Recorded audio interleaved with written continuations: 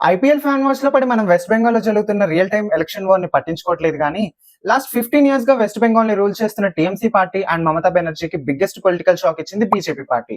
ఈసారి వెస్ట్ బెంగాల్ లో జరగబోయే ఎలక్షన్స్ లో డైరెక్ట్ అపోజిషన్ లో భారతీయ జనతా పార్టీ పోటీ చేస్తుంది. ఇది ఒక నార్మల్ ఎలక్షనే కదా అని మీరు అనుకున్నట్లయితే భ్రమపడుతున్నట్టే.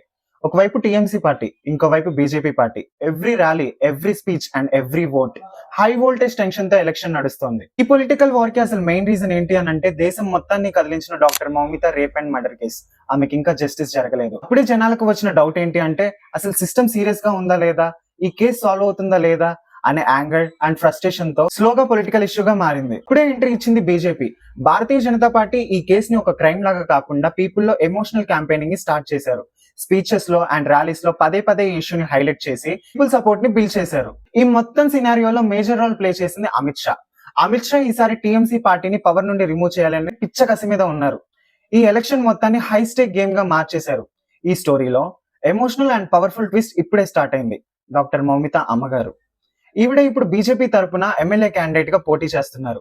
ఈవిడ చెప్తుంది ఒకటే, మేం గాని పవర్ లోకి వస్తే మమతా బెనర్జీని జుట్టు పట్టుకొని తీసుకెళ్లి పోలీస్ స్టేషన్ లో వేస్తామంటున్నారు. ఈ ఒక్క స్టేట్మెంట్ తో పీపుల్ లో ఎమోషనల్ కనెక్షన్ పెరిగి ఫుల్ సపోర్ట్ వచ్చింది ఈ వార్ జస్టిస్ కోసం.